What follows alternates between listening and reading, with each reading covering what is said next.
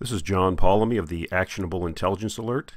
Today is Sunday, May 27th, 2018, and the title of today's video is Why You Must Own Gold, with a question in the subtitle, Do You Understand History and Economics? That will become more apparent as we go through the video. So, right now I want to go over some catalysts of why I think it is prudent, or why I think it's prudent at this point in the economic history of the U.S. for the individual investor / speculator to have a position in gold. And when I talk about owning gold, I'm not talking about owning gold just for a speculative profit or to buy it and then sell it at a higher price. I'm talking about owning gold, physical gold in your possession as a insurance policy against government, its predations, and what I will go into later, what I think will happen in the next 5-10 years in the United States. But I want to go into some catalysts of why I think a higher gold price is inevitable in the future. We just recently saw the federal debt double in the last 8 years under the Obama administration. Essentially, it went from $10 trillion to $20 trillion. And during the Bush administration, the federal debt had also doubled. So hopefully, it does not appear that we're on a sustainable trajectory here, but especially with the Trump administration spending all the money left and right that it can, but our total debt now is over $21 trillion total federal debt. This is money that will never be paid back. It's impossible at this point to pay these sums back. And what's even worse is the spending's not stopping under a Republican Congress and a Republican president. First quarter federal borrowing in 2018 just set a new record. $488 billion was borrowed between January and March of 2018. $488 billion. And this is in the middle of a supposed economic recovery with the economy steaming along. I mean, it's just out of control. That is not sustainable long term. Now, that doesn't necessarily mean that it's going to have an effect in the next week or two or the next year, but at some point, you can't double the debt every 4 or 8 years and not have it be a problem. At some point, it's a problem. I think it was in one of the, I can't remember the name of the book, but it was a protagonist in one of Hemingway's books was asked by another character in the book, how did you go broke? And the individual answered back, slowly and then all at once. So that's how these things normally happen. But we'll get into that later too. So we already have a $21 trillion debt. We're borrowing, setting records in borrowing currently. And now we're looking at long-term Social Security and Medicare unfunded liabilities of $100+ trillion. $100+ trillion. You know, $1 trillion is 1,000 billions. I mean, these numbers are huge. You know, I wrote an article on my website, which I will put a link to, about my prediction that Social Security and Medicare liabilities will eventually destroy the United States dollar, which will lead to the dissolution of the United States as a political entity at some point in the future. This is what I believe, and I lay it out. Of course, no one ever reads the article. It's up there, and it gets very little reading, but that's what I think ultimately is going to happen. And it's not just the federal government. Let's look at the state governments. You know, we look at some of these states like California, Illinois, Connecticut, New York. A lot of these northern blue states, if you will, but it's not just blue states. It's quite a few of the states in the union have these huge unfunded state pension liabilities. I mean, for example, I'll put a link in the show notes, but Illinois, for example, is probably the most egregious example. Illinois state and municipal pension liability is $203 billion. Now, people say, well, John, what does this have to do with owning gold? Well, we live in a democracy, people, and we've had a lot of promises made to a lot of people. You have a cohort of baby boomers that 10,000 of them are retiring every single day for the next 10 to 15 years. So every single day, 10,000 more people go on Social Security and Medicare. Okay? They have it in their mind that they paid into some system and there's some account even for them that they are going to draw on now, even though that's not how things are set up in Social Security. Social Security is a welfare transfer payment system. That's already been adjudicated at the Supreme Court back in the 1950s. That's in the article I wrote. Congress can change the terms of that anytime they want, and they have. Okay?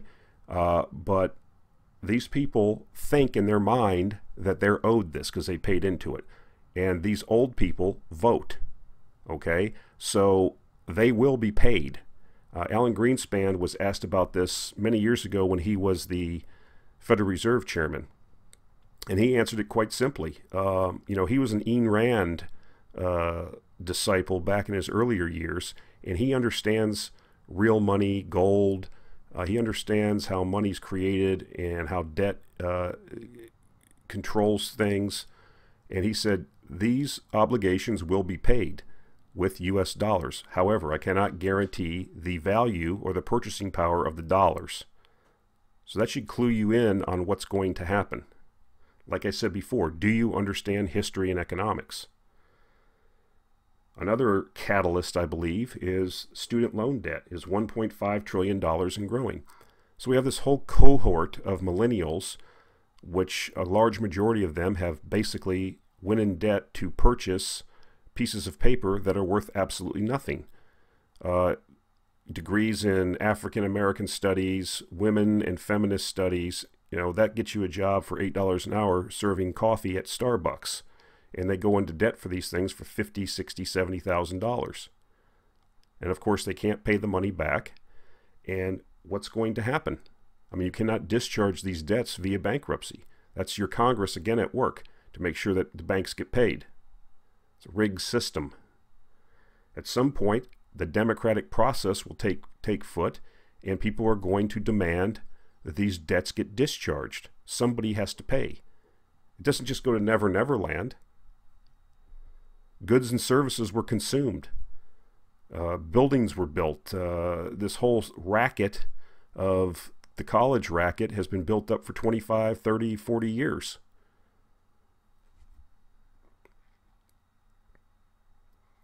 I'm going to continue on with some more catalysts for gold.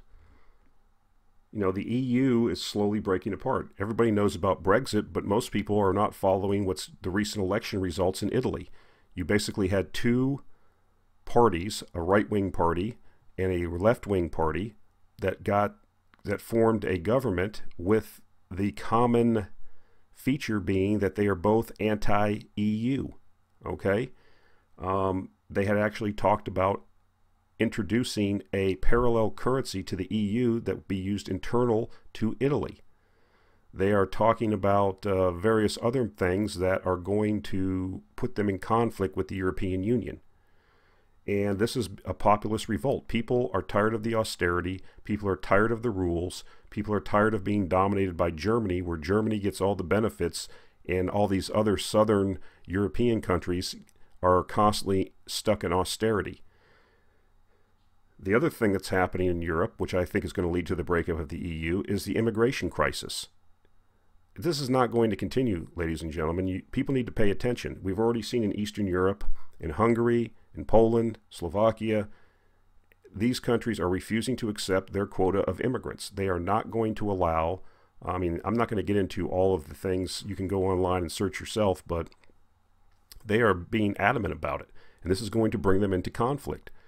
You have all these 29 or 30 different countries with different histories, different languages, different belief systems, trying to have a common currency and market. And you cannot do that. It will not work. It's inevitable that this thing comes apart. That certainly is not going to be good for world financial markets.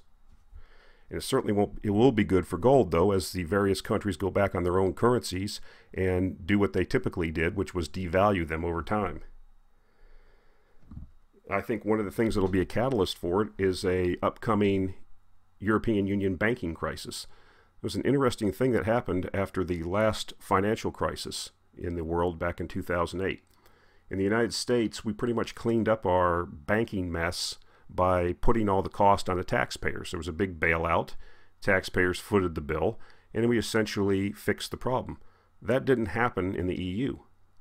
And so you have these, God only knows how much of derivatives, bad loans, liabilities laying around. It's just a matter of time before this, blows up. And I think that will be the catalyst for a speeding up of the dissolution of the European Union. Now we move on to emerging market debt. Okay, so we have emerging markets that have accumulated debt of $63.4 trillion, or 210% of GDP. So we've had a recent dollar rally based on the fact that we're raising rates in the U.S., and the rate differential is positive vis-a-vis the rest of the world, especially the European Union and Japan. So as the dollar increases, because people are buying dollars to buy the debt in the U.S. to capture that differential, if you're a small country in Southeast Asia and you own, or South America, and you own dollar-denominated debt, you now have to come up with more dollars to pay your debt. And we're seeing that with the recent crisis in Argentina, which has just re-flared up, in Turkey, and some of these other places around the world. So this could be another catalyst. We could have severe international financial crises in various countries around the world as the Federal Reserve continues to raise rates. Now we have a new real estate bubble forming in the United States. I mean, subprime mortgages, again, being guaranteed by Fannie and Freddie. Low standards. I just read an article. I'll put a link to it. There's some cheese dick that they're showing. He's a mortgage broker, a slick guy wearing a suit like some guy off the Wolf of Wall Street or something. And they talk about in the article how he's getting people into houses they can't afford. He'll find some way to get you in there because he gets the fees. He gets all the benefit. Him and his organization get all the frosting and cherry, and then they package these loans up and stick it into Fannie and Freddie, and they're stuck with them then. Haven't we seen this movie before? Wasn't that the whole basis of the book, The Big Short, in that movie? And we're right back at it again? Where are the regulators? Where's your government at that's watching out for you? Okay? They're not. I want to play this video by Ray Dalio on why people need to own gold. And what I think is interesting when you watch this video, it's a short video of 2 minutes. I think it's interesting. He's giving a speech at the Council for Foreign Relations. This is, all the masters of the universe, if you will, all the big shots, shot callers. And listen when he says, somebody asks him as he's talking, when he says, they ask him, do you own gold? And he says, yes, he does. And listen to the snickering and chuckling. I'll comment on it after the video.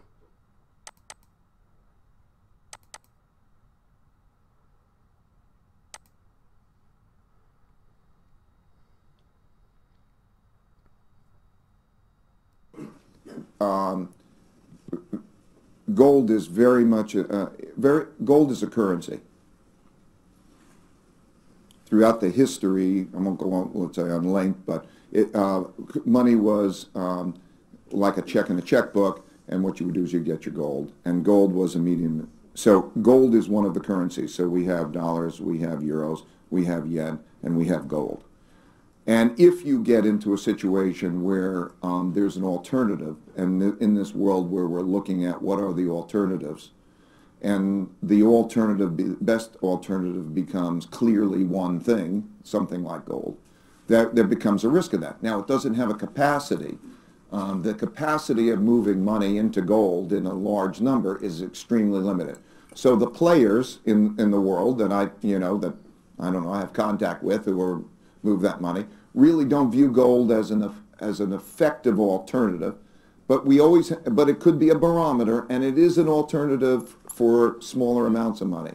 And if it, do you own gold? Oh yeah, I do. I think anybody. Let's be clear that I think anybody who doesn't have any, there's no sensible reason not to have some. If you're going to own a currency, if you don't, it's not sensible not to own gold. Now it depends on the amount of gold, but if you don't own, I don't know, 10% if you don't have that, and then depends on the world, then there's no sensible reason other than you don't know history and you don't know the economics of it. But well, I mean, cash. So cash, it's an alternative. View it in terms of an alternative form of cash, and also view it as a hedge against what the other parts of your portfolio are, because there's traditional financial assets. And so in that context, as a diversifier, as a source of that, there should be a piece of that in gold, is all I'm saying. Okay. Okay, so how I view gold, you heard Dalio, he's a big-time hedge fund manager, very successful. And throughout history, it has been one constant that governments or people that are in power in government are not really the brightest, best people. I'm just going to go ahead and say that. And their main goal is to remain in power. Even a monarchy or even a totalitarian regime still needs the consent of the governed to stay in power. And we have seen many instances when things have turned out badly and people have been deposed or bumped off or whatever, and governments change.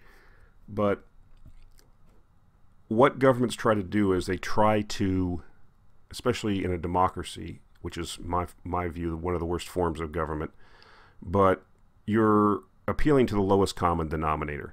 So anytime anything bad happens, there's this initial reaction because of the conditioning that most people have went through after spending 12 or 16 or 20 years in school, government-controlled schools, that somebody needs to do something. And the first thing that people turn to is the government. Somebody in the government needs to do something. We need a rule. Somebody needs to fix this. I don't want to be responsible for my own self. I've lost money. My standard of living is going down. Somebody do something. And of course, especially in a democracy where you're on 4- and 2-year election cycles, they're happy to do that. The main objective of people in the Congress of the United States is to make sure that they get reelected. They do not want to be seen as doing nothing. So they are going to get activated and come up with all kinds of schemes. So we saw what happened during the last financial crisis. We had Hank Paulson go in, it was the Treasury Secretary, into Congress, into secret backdoor meetings and say, if you don't do this financial bailout, if we don't print all this money up and give it to the banks, then we're going to have a world depression, we're going to have anarchy in the streets, cats and dogs living together, blah, blah, blah.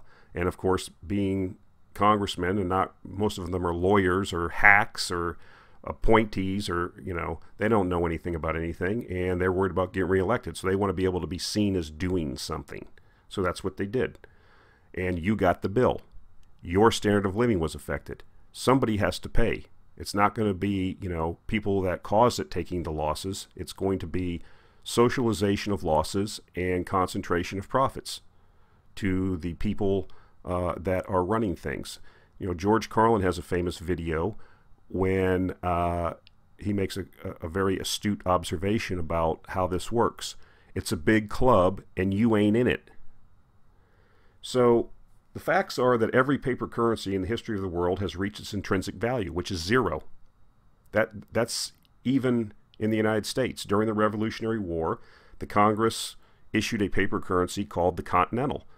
And within, 5 or 6 years, they had to get rid of this thing because they depreciated the thing basically down to zero. As a matter of fact, Benjamin Franklin said that the depreciation of the currency was effectively a tax on the people of the United States to pay for the war effort. So that's what people don't understand. They don't understand that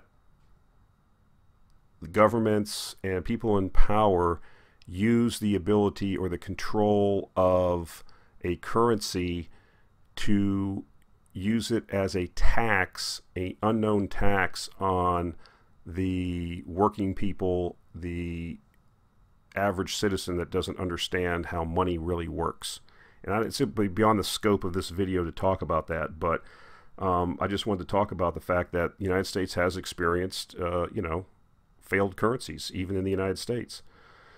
Another one which I like to talk about is the French assignat, which was basically the Revolutionary Council in France during the French Revolution came up with.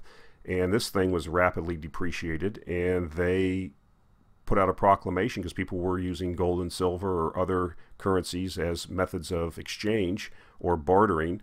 And the council, Revolutionary Council, Robespierre and his bunch, basically decreed that anybody that would not use this currency would be put to death. You know, what about liberty, fraternity, and all that? So these are facts. You know, and we've seen the recent hyperinflations in Zimbabwe in the last decade, and currently what's going on in Venezuela. You know, these governments pursue policies because they're full of sociopaths that are best for them, that do not work, because our people running things are morons for the most part. They run the wheels off the cart completely, and then they always go back to, it's guaranteed what they go back to. They go back to the printing press every single time. And we've seen this. I mean, there's a list on the internet that shows every single hyperinflation or inflation, every destroyed currency. Some countries have went through multiple episodes of this. This is another reason why people should own gold as an insurance policy. If you own a house or a car, you have insurance against a disaster happening, like a fire in your house or an automobile accident. Why not have insurance, financial insurance, by owning a medium of exchange, i.e. gold, i.e. silver, that has been used as a currency for 5,000 years. And the reason why gold is used as a currency is because it cannot be depreciated. Governments cannot create more gold. Men have to physically go into the earth and dig it out. It's very expensive and it's very hard to do. And like I said, I'm not going to get into the properties of money, but this is where it leads to, of understanding what actual money is and how people exchange, use mediums of exchange to facilitate goods and services transfers. So I think this is another book. I'm not going to get into a lot of the excerpts, but I encourage you to read it. It's a Kindle book. It's an Audible. It's called When Money Dies, and it talks about the hyperinflation that occurred to the German mark in post-World War I Weimar Republic. And I think this is a very important book because what it is a lot of excerpts from people's diaries and journals about what was going on in Germany post-World War I. Now, everybody knows the story. After World War I, Germany lost. They were considered the aggressor. The Allies put an onerous reparations regime on top of Germany. They couldn't pay.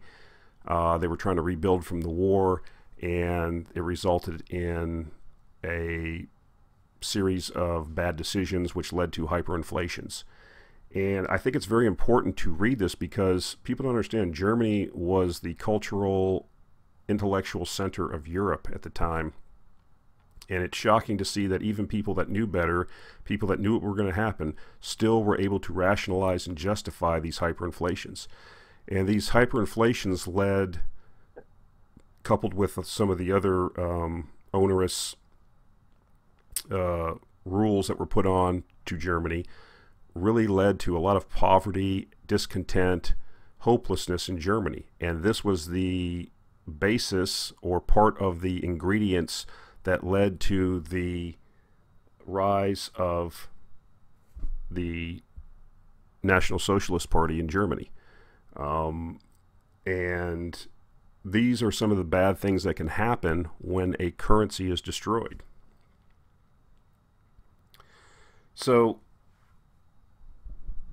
I really encourage you to get that book and read it because you're going to see some things in there about, I mean, when countries destroy their currencies for a couple reasons. First of all, you don't want to be living in a country that's doing that. You want to have protection against it. Second to that is it does create a lot of opportunities if you are outside the country.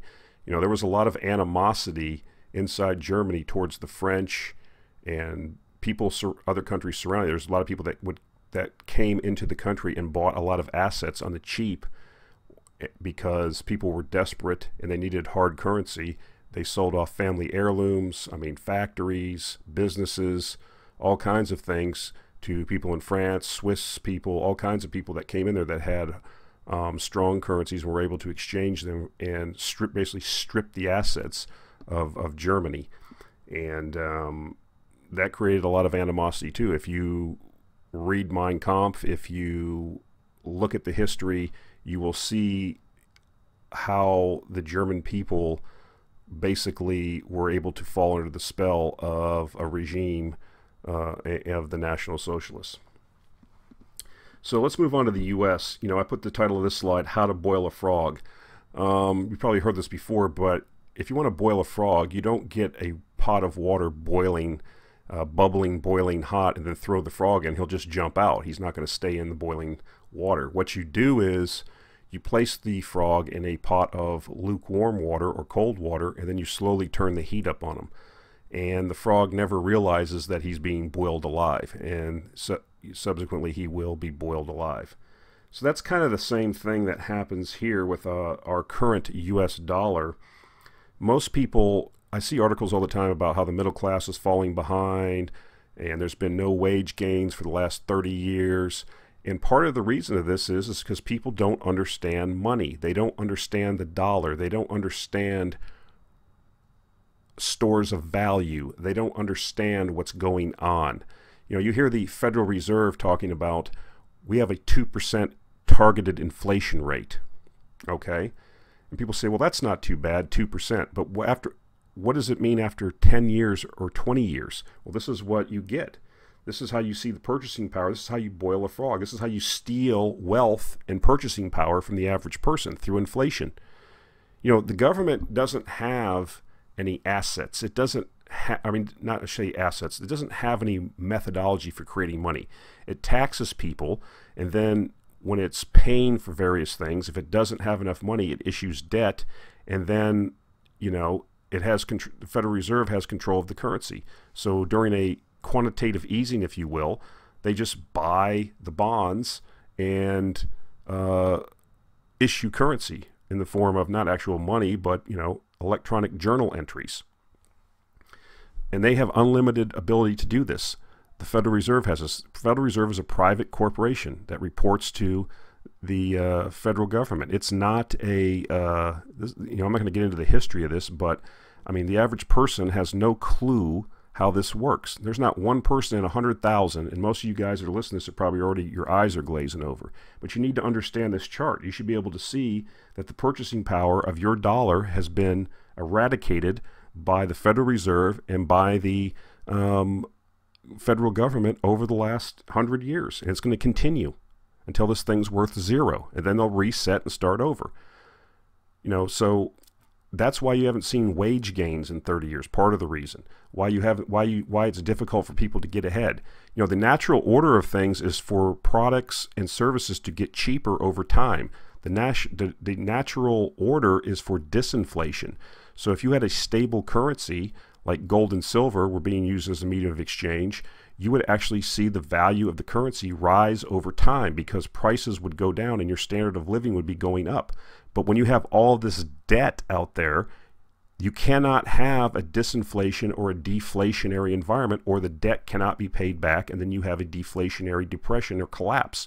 And the people that control things, the banks, the Federal Reserve, it's not in the interest of government and the masters of the universe on Wall Street that control things for prices to slowly go down over time. The goal is to have a certain amount of inflation over time such that the debt can be paid back with depreciating dollars. And if you are the first person in line getting those dollars and can invest them before anybody else gets a hold of them and they depreciate over time, you're paying back your debt service in depreciating dollars. And that's to your advantage. That's the whole game here, guys. And the average schlub out there that's schnooking on 9 to 5 has no freaking clue that that $20 bill in his pocket has no intrinsic value. The only reason that it's accepted at Starbucks is because there's a trust built in and you've been duped into thinking it has value. It does not, as this chart indicates. It's only because people are willing to accept it. Now, if you go to Venezuela and you have bolivars, you know, or Zimbabwe dollars when they had their hyperinflation, You know, at some point, the currency becomes so worthless that they're not even accepted anymore. That's why you're seeing people in these places.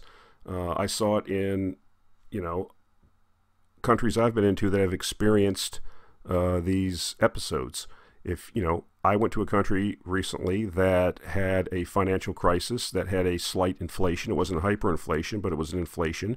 And I just did a test and went to various banks that did sell gold, and they were all sold out. People, this is what people do. They'll buy gold. They'll do what they can to preserve their purchasing power. They'll buy foreign currencies of adjoining countries, anything to get out of the rapidly depreciating internal currency. So what I'm suggesting is that the factors I went over in the first couple slides about catalysts, we're not going to pay back the debt.